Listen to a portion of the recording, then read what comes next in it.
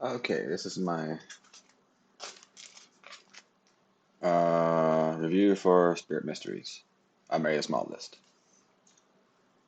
It's a way of nudging me to do more. It helps me express confidence and be confident.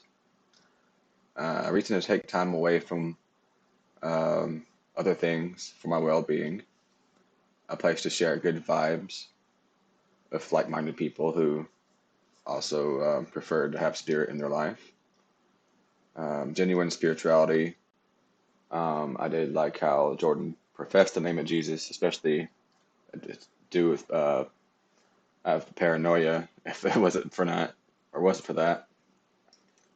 Uh,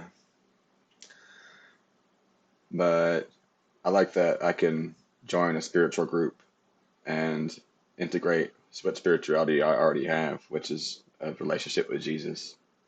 Um, and I like that I want to experience the paranoia of joining a cyber cult or someone in my community where I live now thinking that I'm joining a satanic ritual cult or something. So that gives a lot of ease that Jordan said that on a recent stream. That really helps connects the bridge as far as being Southern Baptist and having multiple churches in one town. Um, Religious freedom, uh, place to be crazy and be accepted. Uh, so to accept each other's craziness, that we're not so crazy after all. We all experience similar things. Uh, we can come out of our solitude to a place of many people online. So I thank God for the blessings of technology and being able to use it for the right purposes. Uh,